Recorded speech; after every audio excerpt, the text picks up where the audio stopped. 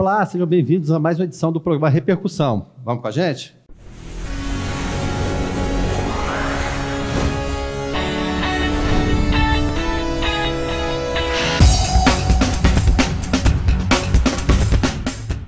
Muito bem, começando mais uma edição do programa Repercussão. Como sempre, eu e Rosemary Batista estamos aqui para trazer assuntos de interesse da comunidade. Hoje, eu diria um assunto de interesse de todos, principalmente pais, mães, um assunto familiar. E eu vou passar a bola aqui para a Rosemary para, é claro, apresentar a nossa convidada de hoje. Rosemary, por favor.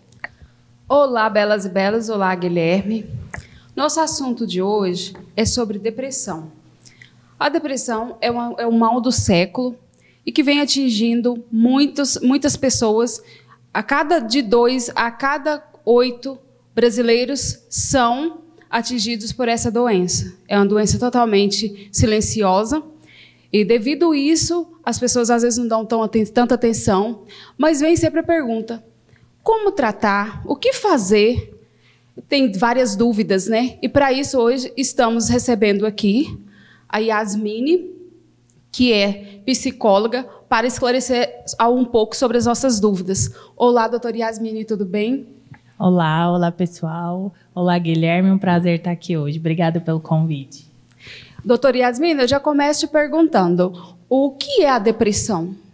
Então, a depressão é um transtorno, né, que, como você disse no início, que vem atingindo a maioria da população, infelizmente, atualmente. A depressão, ela é muitas vezes confundida com uma tristeza, né? Mas a tristeza, ela é diferente da depressão.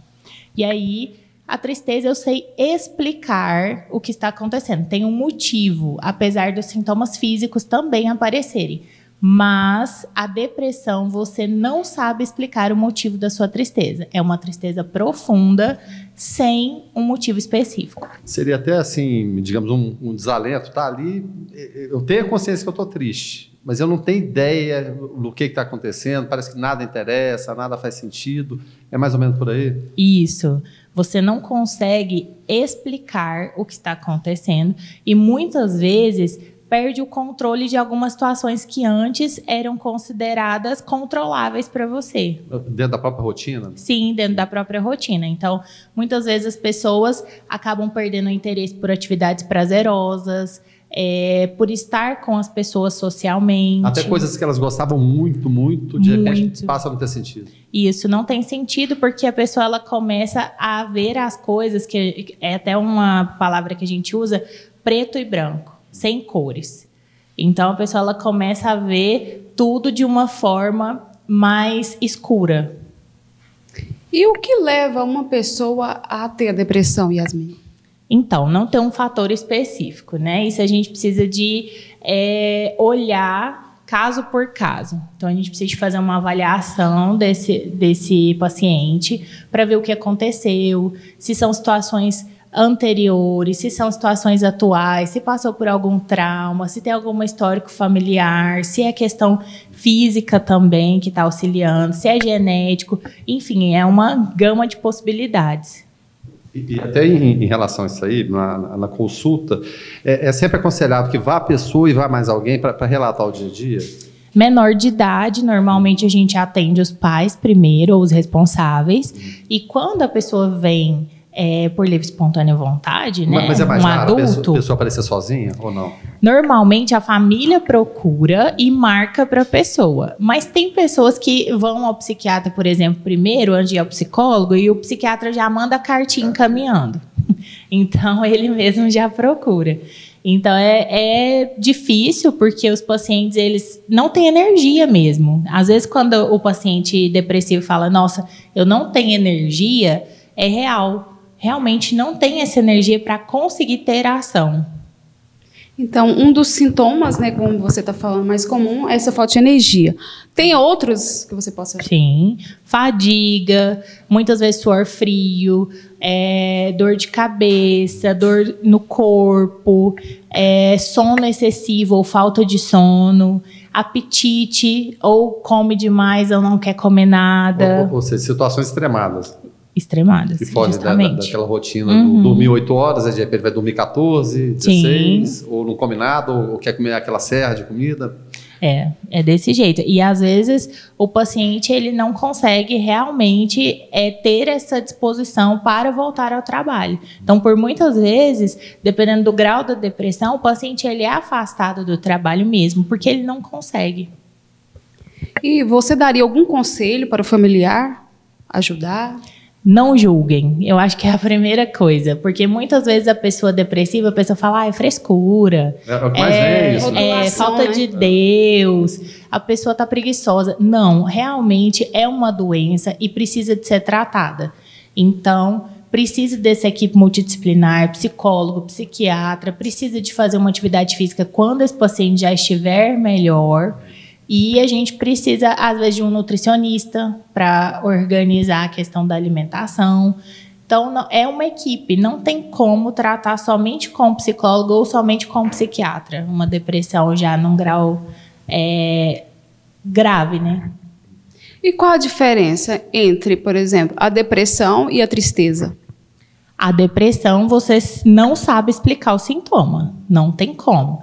A tristeza, você tem um motivo e ela passa. Então, os sintomas, 2 semanas ou mais, já é visto como o transtorno depressivo. E traumas, por exemplo. Uma pessoa que perde um ente querido ali, naturalmente vai entrar naquele período ali de muita tristeza, mas pode, de repente, um trauma severo evoluir para uma depressão? Com certeza. Muitas vezes a gente fala que a não elaboração do luto, então a pessoa perdeu um ente querido, ela não conseguiu elaborar essa perda, pode sim vir a ter uma depressão. E em relação, desculpa, só para aproveitar o embalo aqui, em relação ao diagnóstico, você falou da importância de equipes multidisciplinares, nutricionista, psiquiatra, psicólogo, mas você no dia a dia mesmo, chega um paciente lá, esse diagnóstico é fácil ou por vezes ele não é fácil, precisa de trocar essas ideias com outros profissionais? Muitas vezes uma depressão leve, a gente consegue fazer esse diagnóstico, mas o diagnóstico médico, ele é muito importante. Porque aí, normalmente, esse médico, ele manda um encaminhamento, ele faz um laudo, até mesmo para poder auxiliar nessa medicação. Porque a medicação vai auxiliar uma forma física, sintomas físicos. Medicação só psiquiatra? Isso, só o psiquiatra. Então, auxilia nos sintomas físicos. O psicólogo, nos sintomas emocionais. E a atividade física que a gente fala é o que? A válvula de escape. É ter uma atividade que seja prazerosa, independente do que seja. Você falou em sistema físico. Existe algum sistema físico que a gente pode identificar de uma pessoa que está passando por uma depressão?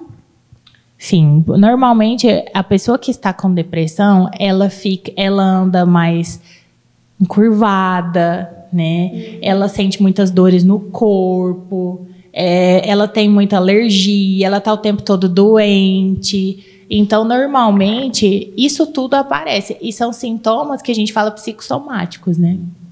E até em relação a isso, é bom, e a gente está vendo muito em relação à juventude, até aspecto que a gente aborda, os pais ficarem atentos a esses sinais, que esses sinais aparecem de fato. Porque muitas vezes o jovem está, mas não gosta de falar com o pai, com a mãe, tem aquela cena que a gente vê, que hoje é muito comum, né, Rosemary? O jovem entra no quarto e fica ali. Então, qual que é o sinal de alerta? Sinal de alerta é quando, principalmente aí para os pais, a criança ou o adolescente, ele começa a deixar de ter a rotina que ele gosta. Então, fica mais trancado, não gosta de conversar, afasta dos amigos, começa a ter notas baixas na escola, muda o apetite, a rotina do sono. Muitas vezes fica se queixando o tempo todo de dor de cabeça, dores no corpo, irritação. O adolescente e a criança, ela expressa muito pela irritação. Então, muitas vezes fica irritado, é onde os pais falam, nossa, mas está estressado, está enjoado demais. E não é, muitas vezes pode ser um sintoma que está passando despercebido. E existe alguma idade que é mais acometida essa doença? Hoje, os idosos principalmente. A depressão, principalmente nos idosos, devido a essa perda de interesse, né, e muitas vezes o afastamento da vida social. O idoso, ele se sente mais sozinho, ele sente que ele já não é tão útil quanto era antigamente, então tudo isso influencia. Em relação aos jovens, porque é mais comum nas pessoas mais idosas, e a gente, como geral, o mundo todo, está envelhecendo mais, a expectativa de vida está aumentando. Então, será uma tendência aparecerem mais casos por conta da idade cada vez mais elevada? Se as pessoas viviam 55, 60 anos no século passado, hoje 65, 70, 75, 80, nonagenário já é uma expectativa bem tranquila de vida. A tendência é cada vez mais aumentar ou saber lidar com isso por um tempo maior de expectativa de vida também? Sim, mas eu acredito que o estilo de vida conta muito mais do que a idade. Porque muitas vezes os pacientes eles não sabem lidar com as frustrações. E um dos motivos da depressão é não saber lidar com frustração ou com os conflitos diários. Então, isso tudo influencia em qualquer idade, né? Mas essa questão da vida do idoso, eu acredito que muitas vezes tem idosos aí que a gente pode ver atualmente que eles conseguem cuidar tanto da saúde física quanto da emocional. E eu acho que é a dica para todo mundo, para ter uma qualidade de vida, tanto física quanto emocional, cuidar dessa saúde emocional e física também, né? Não tem como. Sem dúvida. A cabeça do depressivo, você poderia nos falar um pouco sobre essa tríade cognitiva? Então, normalmente, quando você faz os exames, isso normalmente o psiquiatra explica nas consultas, tem a parte onde vai aparecer do cérebro onde está mais escuro, né? Só que dentro da psicologia, a gente não faz essa avaliação dos exames, das medicações, mas no consultório a gente consegue ver por testes. Então, tem algumas escalas, por exemplo, de depressão, que a gente consegue ver o nível de depressão. Então, a gente consegue ver se está leve, moderada, grave, gravíssimo. E aí é onde a gente tem esse respaldo cognitivo, né? E você acredita que a depressão tem cura? Eu acredito. Ora, não tem. A depressão é a mesma coisa que eu falo. Um diabético, ele vai precisar de tratar o resto da vida. Ok, não vai ter a cura ali. Pode ser que hoje em dia, atualmente, tem alguns tipos de cirurgia que vão melhorar. Mas dentro da depressão, uma depressão leve, por exemplo, se o tratamento for bem feito, tanto com medicação quanto o tratamento psicológico, tem sim cura, porque a gente vai estar tratando de fato o que está acontecendo. E quando não tratada, a recorrência pode ser maior, pode ter um agravamento maior? Pode sim, porque muitas vezes, quanto mais tempo demora para diagnosticar, mais tempo demora para ser medicado e falar sobre isso, emocionalmente falando, acaba se tornando mais grave. Então, são os casos ao extremo, tentativa de suicídio, muitas vezes envolve a família nessa questão, e a gente traz a família também para o consultório. E em relação a medicamentos? A gente estava falando, claro, a parte do psiquiatra. E tem também, claro, a parte do psicólogo, né? Vai lá, conversa. É possível, num tratamento desse, de repente, suspende a medicação e fica só com o psicólogo? Em que momento suspender essa medicação? Ou, de repente, não precisa mais do psicólogo, precisa só daquele medicamento, daquela medicação? Como que funciona isso para vocês? Nesse caso, a medicação, o psiquiatra ele vai acompanhar, então por isso começa. A partir de 15 dias que começa a tomar a medicação ela começa a fazer efeito. Com 30 dias, ela faz o efeito total. Então, nesses primeiros 30 dias, acompanha a medicação e dentro do consultório a gente também acompanha essa mudança do comportamento. Se tá bem tendo evidente efeito, ali. fica o efeito colateral que esse paciente está tendo. Então, muitas vezes, até eles são afastados do trabalho nesse período de adaptação da medicação. Porque é um período diferente. Você ia perguntar? Sim, eu gostaria de saber o seguinte. Você falou sobre os tratamentos. Esse tratamento, você diz que tem que ser por profissionais multidisciplinar. Quais seriam esses profissionais? Quais os tipos de terapia? Então, o psiquiatra, medicação. Deixa eu só abrir até um parênteses para a gente situar aqui, né? O primeiro passo seria o quê? Psiquiatra... Depois, depende muito. A porta de entrada pode ser qualquer um. Qualquer um dos dois, né? Porque se enviar para o psiquiatra, a primeira busca for o psiquiatra, ele vai encaminhar para um psicólogo. Se for o psicólogo, ele vai encaminhar para o psiquiatra. Certo. Então, de qualquer forma, vai ter esse diálogo entre os profissionais. E aí, muitas vezes, tem um transtorno alimentar relacionado, a gente precisa encaminhar para o nutricionista. precisa de um neuro. A gente faz o encaminhamento também. Fisioterapeuta entraria também? Dependendo da situação, também. Sim. Então, a gente nunca descarta nenhum dos profissionais. Educador físico, academia... Não, tudo que for importante para esse restabelecimento do paciente, a gente conta com a ajuda. A irritabilidade também poderia, por exemplo, o transtorno de humor, poderia ser tratado também com algumas terapias convencionais, né, como meditação, yoga. Sim, você... A depressão, ela também pode ter essas terapias extras aí, né, que a gente fala. Mas é atividade prazerosa para o paciente. Então, o que gerar prazer é necessário. É o escape, né? Até porque no começo o paciente ele não consegue distinguir o que é prazeroso ou não, né? Muitas vezes ele até se esquece do que era aquilo, né? Nem me lembro que dá prazer. Mas em relação ao jovem, e a gente vê muito hoje, isso é sempre recorrente, porque é mundo digital, mundo virtual. E no mundo digital, virtual, muitas vezes você não tem aquele confronto do dia a dia. Então fica encapsulado naquele mundo virtual. Na hora que vem para o real, e a gente estava falando é não o tempo todo. O tempo todo a gente recebendo não, né, Rosibel? O tempo todo é não. Raramente vem um sim. Lidar com essas frustrações, de repente, direciona o jovem lá do virtual, da hora que ele vem para o real, ele puxa a vida, mas não é essa vida que eu pensava. Justamente porque não está consciente da situação a qual ele vive. Porque muitas vezes está ali tão fechado, que aí quando vai para o relacionamento, para a vida social, nós recebemos não o tempo todo. Não tem como. Não. Você se frustra o tempo todo, porque a gente cria expectativa. E cada vez que a gente cria expectativa e a gente é frustrado, vem uma tristeza. Vem reboque ali, como lidar com ela, né? Justamente. Por isso que normalmente até as pessoas falam, né? Ultimamente, os adolescentes eles estão muito difíceis de lidar. A questão não é essa. A questão é que os adolescentes eles não estão vendo o outro lado da moeda como era antigamente.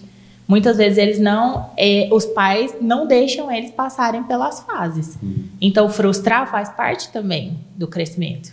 A gente quer, né, Rosiméria? A gente quer proteger o filho. Isso é normal, né? Mas claro. Só que essa normalidade não pode passar também para ficar no casulo aqui e não vai expor situações do dia a dia. Porque acaba adoecendo, né? Tudo que não é bem elaborado transforma em doença. Sem dúvida nenhuma. E, por exemplo, essa rotulação, procurar um psicólogo, procurar um psiquiatra, a sociedade, assim, é preconceituosa quanto a isso. Como que o que você diria, né, para a pessoa também? Porque muitas pessoas, às vezes, não procuram tratamento devido ao preconceito. Com certeza. Vê o rótulo, né, Rosiméria? Tá maluco. Isso, o psiquiatra tá pior aí, tá maluco. Essa rotulação, né, que às vezes leva a pessoa a não procurar um profissional. Sim, gente, psiquiatra e psicólogo não é médico de louco. Não, é médico de louco, né? Porque nós não somos profissionais isso. de pessoas loucas. E vocês também não são loucos, não, né? Não, claro que não. Mas olha, todos nós temos um pouquinho de loucura. Sim. Depende do nível. Claro. Então não tem como. Para a gente poder procurar ajuda, é necessário sim dar ajuda tanto do psicólogo quanto do psiquiatra, porque senão você vai só adoecendo cada vez mais e nunca entende o motivo da sua doença. Yasmine, sobre essa questão da pessoa se autoflagelar, acontece principalmente em adolescentes. O que você diria, em que gravidade está uma situação, um pai que está enfrentando um filho que tem que ver isso? O que você diria para esse pai? Sim, quando a gente fala dessa automutilação, o adolescente está tentando marcar o corpo, porque é uma fase de transição. Então, a adolescência é onde a criança ou o adolescente ali, ele está mudando de fase. Ele está passando ali da fase onde ele quer ser independente. Ele acha que ele vai ser independente e ponto, acabou. Só que ele está marcando o corpo. Só que essa marca, muitas vezes, tem esse fundo emocional.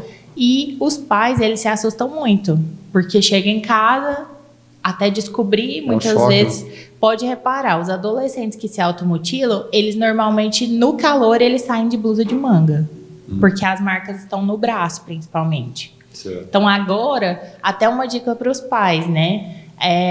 Ultimamente, eles têm cortado na virilha, porque é um lugar que não é visível. Então, os pais eles precisam estar atentos e buscar essa ajuda do psicólogo e, se necessário, o psicólogo vai encaminhar para o psiquiatra. A gente estava falando essa questão de se trancar no quarto. Qual que é esse limite entre a privacidade, que é normal, que todo mundo quer, todo mundo tem direito, mas como estabelecer esse limite? Que forma ter esse diálogo, essas dicas você dá para os pais, você de repente faz a consulta ali com a criança ou com o jovem, acompanhado dos pais, mas depois tem essa conversa com eles para tentar dar alguma dica, alguma sugestão em relação a isso? Tudo precisa de limite, né? Não tem como. Mesmo a liberdade, a privacidade, a gente precisa do limite para isso. Então, o uso do telefone, por exemplo... nossa, mas fica o tempo todo no telefone. Mas peraí, qual o exemplo que você está dando para o seu filho dentro de casa? Muitas vezes a gente está no telefone ali também, né? Tá ali, quer dizer, eu posso, a Rosemary pode, a Yasmin pode, mas você não. Mas eu não posso. Justamente. Então, a questão do quarto é a mesma situação. Como que é a rotina dessa família? Tudo isso a gente precisa de olhar. Não dá para a gente falar assim, olha, não fique dentro do quarto. A gente precisa entender a dinâmica da família. Todo mundo fica dentro do quarto? Chega em casa, cada um vai para dentro do seu quarto e não conversa? Então, tudo isso é importante. Até mesmo a rotina familiar ali, do sentar na sala, conversar, perguntar como é que foi o dia. Ou o almoço ou o jantar, de repente. Justamente. Tem que ter esse momento de interação. Então, muitas vezes, as famílias elas vão perdendo esse hábito. E aí é onde começam a surgir esses isolamentos. Falando em isolamento, por exemplo, a pessoa ela é totalmente produtiva, de repente a produtividade dela cai na vida profissional. Aí, muitas vezes, às vezes, ela quer até se afastar do trabalho devido ao estado que ela está se passando. O que você acha sobre isso? Esse afastamento seria ideal? Dependendo da situação, sim. Porque se a gente fala de uma depressão grave, o paciente ele não vai conseguir ficar ali sendo produtivo ou até mesmo exercendo uma atividade que seja só motora. Não vai ter como. E às vezes uma atividade, um médico, por exemplo. Não tem como. Um engenheiro que tem que fazer cálculos que envolvam, né, a vida dos outros nas suas mãos. Você imagina o drama que deve ser, né? Sim, vamos pegar um exemplo. Um piloto, por exemplo, com depressão. Como que você vai pedir para ele fazer um voo? E se ele tiver uma crise no ar? Não tem como. Então, é prevenir também o risco de acidentes. A ansiedade, Yasmine, acarreta a depressão? Sim, a ansiedade acarreta depressão acarreta ansiedade, porque são sintomas muito parecidos. Então, normalmente, as pessoas confundem isso no início. Estou com ansiedade, mas muitas vezes pode ser uma depressão que já está iniciando. Ela falou em ansiedade, não tem como a gente não falar em estresse também, porque as pessoas acham que tudo hoje se resolve num clique.